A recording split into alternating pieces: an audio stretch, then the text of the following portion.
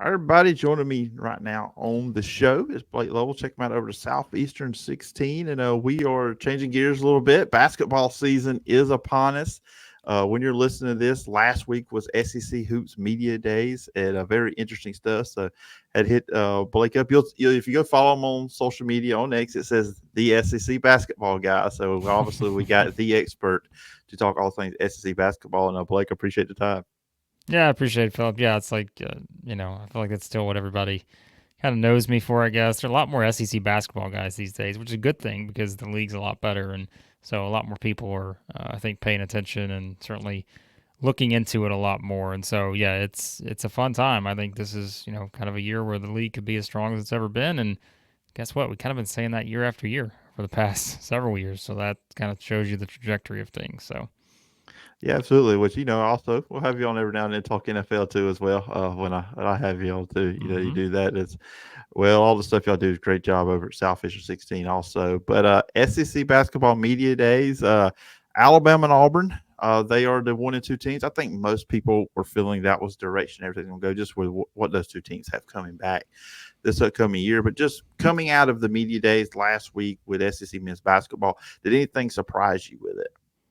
I would say, I think with coaches, you know what you're getting, right? I mean, I just don't think you're going to get a whole lot in terms of just other than maybe things that you thought, all right, I could see this player doing this or this player doing that. But in terms of like, was there anything huge that coaches said? Maybe not. Because I think, again, and we've talked about this before, like that the difference now is that everybody's optimistic. Like it's not just, hey, it's a handful of teams anymore. It's 1 through 16, everybody thinks they got a shot to make the tournament. And I mean, that's not going to happen, but like that is, I think, what you get. And so you do have coaches that are really, kind of talking up where their biggest strengths are and what they're seeing out of a lot of new players. Cause I mean, that's how it works. There's just so many transfers in the league now. So, from that standpoint, probably not. If we specifically look at, like the preseason poll and the awards and those kind of things, honestly, there wasn't a lot there that surprised me either. I think, like you said, I mean, we knew Alabama and Auburn were going to be the top two teams that were picked in the poll. I mean, it's pretty much been that way since the end of last season. I mean, I think you could look ahead and understand that they were going to be the two best teams on paper heading into the season. I think when you look at like the awards, I mean, I told Chris and Max, I'm like, hey, I don't know how you could possibly change the first team All SEC, which this year they've gone to the 5-man teams, which I love. It's usually at 9 or 8 or whatever it used to be, but they've made the change to 5. And when you're looking at Mark Sears from Alabama, Janai Broome from Auburn, Walter Clayton from Florida, Sky Ziegler of Tennessee, and Wade Taylor of Texas A&M, I don't think there's anybody replacing one of those five guys on the first team. So, yeah, I think this was one of those years where not a lot that was surprising. But again, is this what it's going to look like 5 months from now? Probably not. So. Yeah, who knows what Alabama too? Because previous years they've been ranked at fifth, and Nate Oates talked about this last week. They've been picked fifth, and then they kind of that chip on their shoulder. Well, now they're picked number one. Be kind of interesting how now Alabama's dealing with those preseason expectations that everybody's thinking, okay, this is the best team in the conference. Yeah, I mean, and they're there. I mean, that's what happens anytime you come off a Final Four run. And I said this too this week. Is I was talking to the guys. I'm like, look, if Alabama would have made the Elite Eight last year, if they'd made the Sweet 16 last year, it would not have changed my opinion on them this year. Like the Final Four run, fantastic. But like my opinion on Alabama this year is solely based on their roster. Like they have, in my opinion, the best roster in the country. And so it didn't matter, coming off that. But the thing is, that's where it helps because you are now coming off a Final Four run with the best roster maybe in the country. So if you combine those two things together, to me, I'm like, that's just the perfect equation for Alabama coming into the season because, yes, you get Sears back, you get Nelson back, but it's like, look at all the talent that's on this roster. I mean, they bring in Big Cliff from Rutgers, who's going to be, a double-double guy. Reed's one of the best freshmen out there. They are absolutely just in the front court. They've got a lot of depth. I mean, they got so many options in the backcourt. I know they're battling injuries a little bit right now, but, again, when you make a Final Four and you come into a season now with this roster, the expectation is to get back to the Final Four, period. Like anything less, I think, would be a disappointment, probably, even though it's the NCAA tournament, upsets happen and all that. But this is the kind of roster you built for a national championship. And I think Alabama is absolutely equipped to win it all. And that's why, for me, they're the number one team in the country heading into the season, not just in the SEC, but nationally. Yeah, I was about to ask you. I picked up on your comments that probably you would have had in number one in the AP poll, not at two where they Yep, ended up. I would have had him at 1. Yeah. We're going to go back to AP poll. I have a question about Auburn when we get to that, but we're going to hold on right now. We're going to talk about the Tide first. And look, under Nate Oates, you're always, I think, going to expect this team to be really good offensively. They're going to shoot the three well. They're going to have shooters galore. I mean, they've done that since he's been there. I mean, I still remember one game. I think they shot 53s in one game one time. I was Mhm. like, I don't even have the 2 point area for Alabama. They just don't need it. But defense, that was always, I think, the thing going into the tournament last year. And then, they played good enough defense to make the run, but obviously you want to prove that. You mentioned what they did in the portal, bringing in recruits up front. That seemed to be where Alabama's weakness was defensively. Do you see this team making a big jump in that department this year? Yeah, I think they make a jump. I think I'm curious to see how big of a jump they make. And that again is like it's what's so fascinating about them. It's like knowing that they did what they did last year, sort of an outlier when you have the defensive ratings they had on Ken Palm and all that. There's just not a lot of teams historically that have made it that far with the defense that just did not look great on paper and from an analytics standpoint did not look great. But when you can score as much as they can and when you're as good at that as they are, you're okay winning games, whatever you need to win them at, because people are not going to be able to stop you. But I think having, Cliff Amore in there now, I think is a huge difference. Having a 6'11, 250 guy that's played, again, a double guy, he adds a lot more rim protection. He adds a lot more physicality in the paint. I mean, you get Jaron Stevenson back, who I keep saying, I mean, I think Jaron Stevenson would start on probably at least 12 other SEC teams this year. And it's a league that may get double digit teams into the tournament. He would still start on a lot of those teams. And so he's a backup on this team, maybe. And so I think when you look at it from that standpoint, that's going to really help. I think the front court defense is going to help. Guard wise, they have Chris Youngblood. To me, is someone who's going to come in and be able to do a lot of things. He's injured. I know he's going to be out for a couple months, maybe, but once he's back on the floor, I just think he is going to make a huge difference. And they just have the length, and I think the size and the length and all that. They're going to be better. Do I think they're going to be a top 10 defensive team in the country? That's probably going too far, but I do think they will be significantly better than they were last year. Yeah, I saw a lot of the players that were there were talking about, Stevenson as a guy that could really take a jump too. I mean, and he had some really good performances for them in the tournament. I think, we all talk Mm-hmm. about Mark Sears, Grant Nelson, some of these other guys for Alabama, but that was kind of one of the underrated players for them and on that tournament run. Yeah, he was for sure. And I think we just kind of look at, again, you're talking about a guy who's going to be playing at the NBA level. He's got all the skills. Yeah, I mean, I look at him as sort of the big breakout type player this year, even though he kind of was that, last year, I think. And so I'm curious that minutes distribution is going to be interesting on this team because, I think that, again, they are so deep and they've got so many options to work with. But I think that three-headed monster in the front court of, Big Cliff, Grant Nelson, and Stevenson. That's as good as it gets in terms of just having that kind of depth. So As we jump into Auburn, Blake, I just need to ask a question. It is 2024, right? it is. When did you ever expect in 2024 to see a contending team from a power conference, have 10 seniors like the Auburn Tigers do?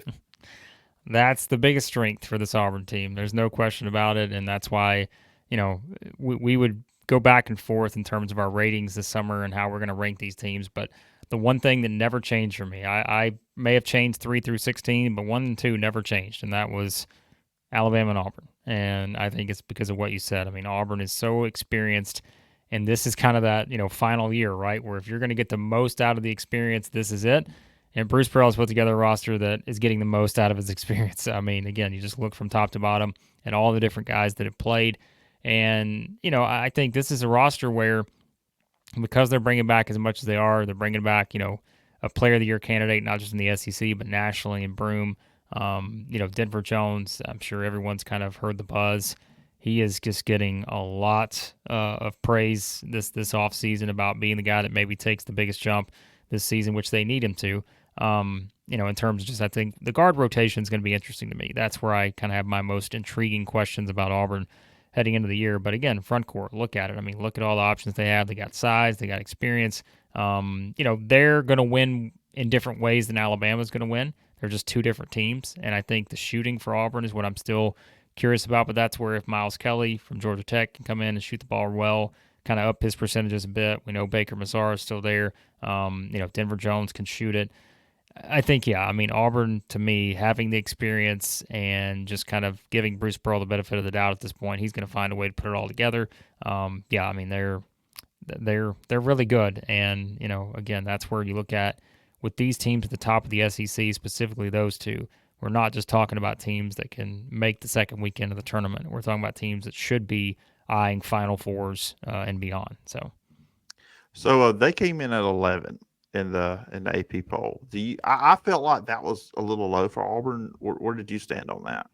Yeah, I mean, the thing is, with me and anybody who's followed my stuff, if there are things that I despise more than anything, I don't know that there are many other than the AP poll in any sport. Like I just think it is very hard to ask as many people as you're asking to fill out this poll and have these people as tapped in as they need to be on this stuff at all times. I just don't think it works out well. And so, I mean, to me, I'm looking at Auburn behind some teams there, and I'm thinking, okay, I'd feel okay putting Auburn ahead of, maybe an Arizona or, North Carolina even. I just think Auburn can be that good. And I think that's what's interesting, right? 9 SEC teams in the preseason top 25.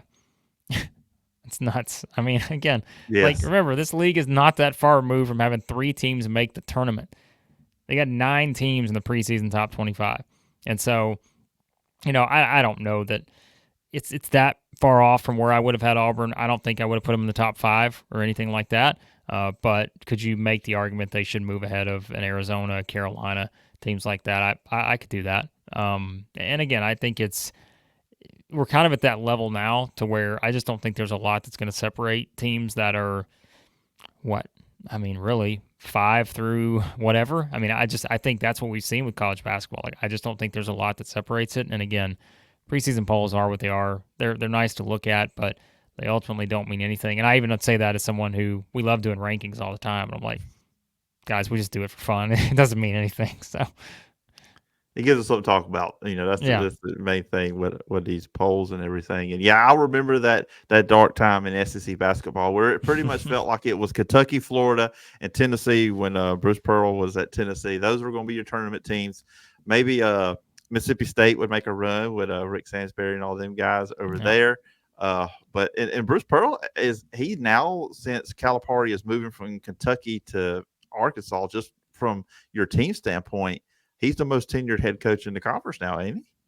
Wild, isn't it? You just kind of look at it, and we talked about it in recent years. You think about all the new faces that have come into this league and how that continues to sort of just change the way that, every year, like the standings just look a lot different every single year now. And you're just thinking, man, look at how much the coaching roster has changed just in the last 5 years, even. Like, it is incredible. And, obviously to add in something timely, like, it's the thing, like with the changing nature of college basketball, like, you don't know when there's going to be a coaching change, whether somebody retires like a Tony Bennett at Virginia and is like, you know what, this isn't for me anymore, or you just don't have that same continuity in a lot of these places. And I think that's going to be the same thing moving forward, honestly, Phillip. I just think you're going to have, guys either move jobs for NIL reasons that have more resources elsewhere, or, again, guys who maybe just decide, hey, I'm going to get out of the game and that kind of stuff. I think you're going to not have, those things we used to have where guys are in the job for 20 years. And sure, there'll still be guys like that, but just think it's kind of the changing nature of things now. So. Yeah, it is. And, just what Auburn, too, you talk about the backcourt. That's an interesting thing. Of course, we know Aiden Holloway is at Alabama. That's going to be interesting when Alabama comes to Auburn this season when he gets in the game and all that. But obviously, they're bringing in J.P. Pegues coming in. And you mentioned Denver Jones. It feels like that's their starting guards, just hearing, how Bruce Pearl's talked about it. And then you got the Hod Pettiford. But it seemed like all 3 of those players, they can rotate positions. Like, you could – all of them can play the 2, or all of them can play point guard. And it's in that seems like Bruce Pearl potentially could have some great versatility with his backcourt.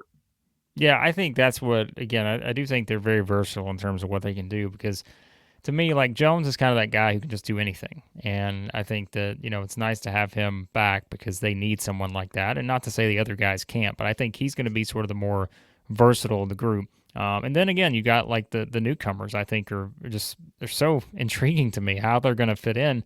Because again, like you can look at a Miles Kelly's numbers and see that the field goal percentages were not great in that last year at Georgia Tech. But I also say sometimes I'm like, you got to remember situation too in those kind of things, and that it's just a much different situation now at Auburn than it was for him at Georgia Tech, and kind of what he's being asked to do probably on this team versus that team.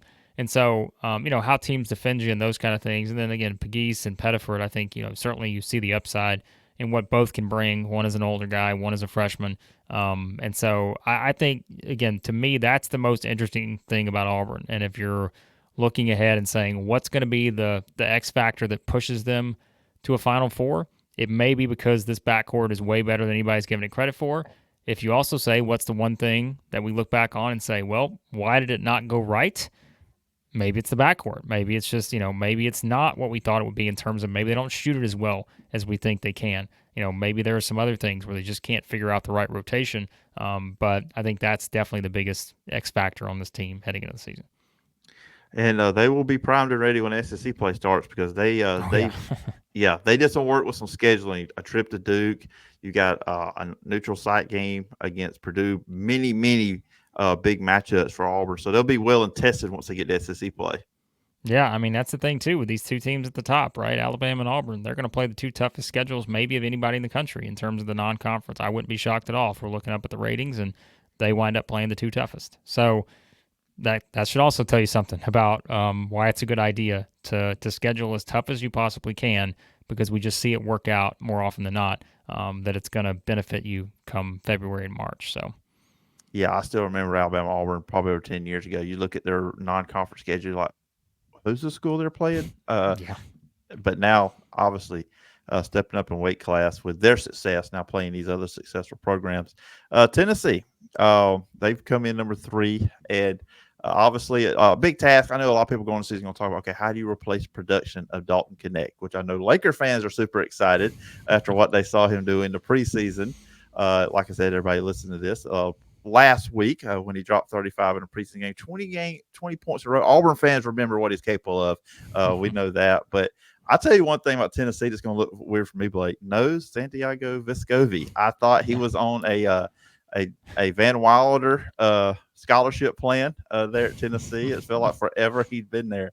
Zakai Ziegler, he's coming back. They bring in North Florida transfer Chaz Lanier. Great player. He can score. How do you see this team being offensively coming into the year? Yeah, I think for me that's the $1,000,000 question. I think I've always said the one thing you can count on with Tennessee, and there are not a lot of SEC teams you can just guarantee that they're going to finish in a top 5 in a certain category, a meaningful statistical category. Tennessee's going to finish in the top 5 defensively in the country. Yes. It's going to happen. Like it doesn't matter who you put in there, it's going to happen. Like I feel pretty confident in saying that. So if that happens, it goes back to the offense, and it's like deja vu, because that's been the question with Tennessee for years now, is how are they going to put it all together offensively? Well, Dalton Connect came out of nowhere last year, and we stopped worrying about that because we're like, okay, they've got a guy, right, that just can take over the game at any time. Chaz Lanier may be that guy. I don't think it's going to be fair just to ask him to come in and do everything Dalton Connect did. But I do think that's where like an Igor Milicic who comes in, a 6'10" guy in the front court who can do things. Darlington Dubar, good scorer. Those are options in terms of the front court. But I also think it's going to be interesting because, they are going to have to lean on Zakai Ziegler more in terms of the scoring. It's not just going to be the guy who's running the point and it's being the assist man. But I think Ziegler's kind of gotten used to that, to where, he's able to take big shots. And sure, the percentages, at times are going to go up and down. But I think that, again, that's just the nature of playing in the SEC, where you have a lot of teams who are long and have, kind of very athletic guards, and it's not always easy to get good shots. And so, that's where I think Lanier, Jordan Gainey, Jemiah Meshack, those kind of guys taking some of that pressure off of Ziegler is going to be important. And so could we still see the Tennessee of old where we're looking up and saying, well, there was another 7-minute stretch where Tennessee had 2 free throws and that was it? Maybe. I mean, that could happen with this team, I suppose, but I'm not as, of the thought that it's going to. I don't know that it's going to be as smooth as it was with Dalton Connect, because there's just not a Dalton Connect, I don't think, on this team. But I still think they're going to be okay. And I think even myself, I may be undervaluing Tennessee a little bit. because I think that you just kind of, again, give Rick Barnes the benefit of the doubt. He's going to find a way to make it work because he always does. But offensively, would I be stunned if it's a little slow out of the gate? No, I wouldn't. When I was doing on prep, just looking at Tennessee, I think they do have a name people will get used to, or maybe another their Hofstra transfer, Mm-hmm. Darlingstone DeBar. Just pay attention to that name. Great name.